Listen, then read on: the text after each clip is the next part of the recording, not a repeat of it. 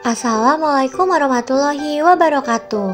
Halo guys, di sini saya akan menjelaskan materi tentang membangun masyarakat yang beradab.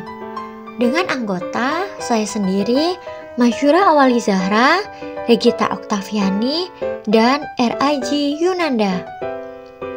Hayo, siapa di sini yang udah tahu apa itu norma dan adat istiadat? Belum pada tahu ya? Yuk kita bahas. Jadi, norma adalah aturan yang berlaku pada suatu wilayah. Sedangkan adat istiadat adalah aturan tidak tertulis dan diakui sebagai hal yang baik untuk dilakukan. Adat istiadat merupakan bagian dari norma. Secara umum, norma dikelompokkan menjadi 4 jenis, yaitu norma agama, norma susila, norma sosial, dan norma hukum.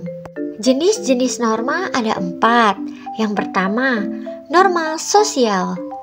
Norma sosial atau kesopanan bersumber dari tata krama atau kebiasaan masyarakat.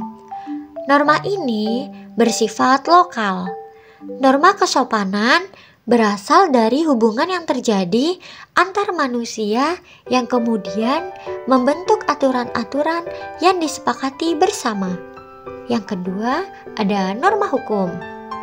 Norma hukum merupakan aturan yang mengatur tingkah laku manusia dalam kehidupan bernegara.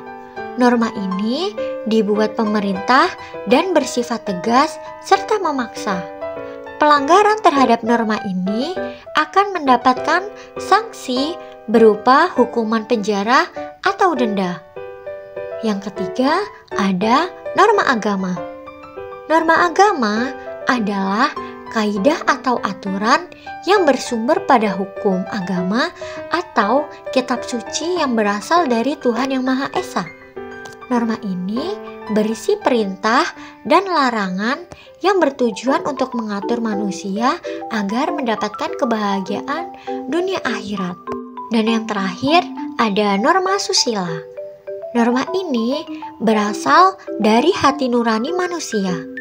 Norma kesusilaan mengajarkan kita untuk selalu berbuat baik sesuai dengan kata hati. Setiap manusia dikaruniai hati nurani agar dapat membedakan perbuatan yang baik dan buruk. Tujuan dibuatnya norma, yaitu yang pertama, terciptanya kehidupan harmonis di dalam masyarakat. Yang kedua, sebagai petunjuk dalam bersikap dan bertindak.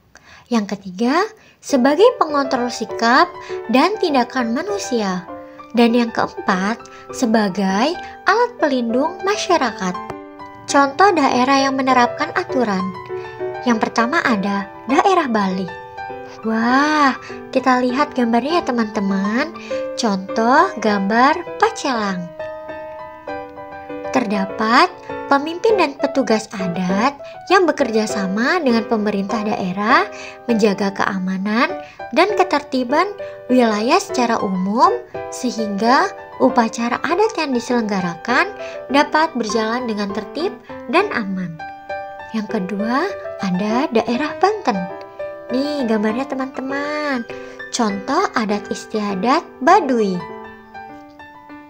Terdapat suku Baduy yang memiliki aturan memisahkan wilayah Baduy dalam dan Baduy luar.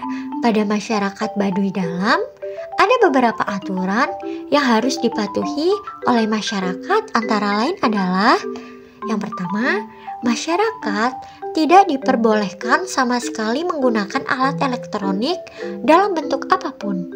Yang kedua, tidak terdapat aliran listrik dalam wilayah tersebut. Yang ketiga, tidak boleh menggembala ternak di area aliran sungai. Yang keempat, tidak diperkenankan masuk ke area hutan tertentu. Dan yang kelima, tujuan aturan dibentuk adalah untuk mempertahankan sistem adat untuk melindungi areanya dalam berbagai perubahan. Macam-macam peraturan. Ada peraturan tertulis dan peraturan tidak tertulis. Peraturan tertulisnya peraturan dengan sifat memaksa.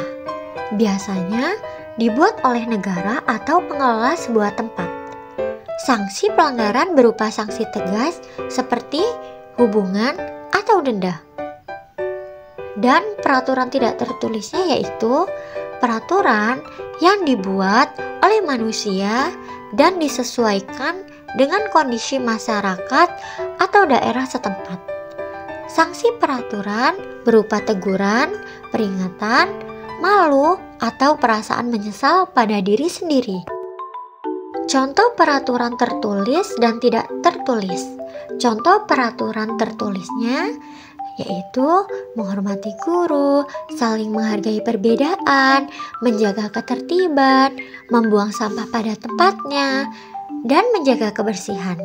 Sedangkan contoh peraturan tidak tertulisnya yaitu peraturan berlalu lintas di jalan raya, peraturan di sekolah, dan aturan tentang pidana.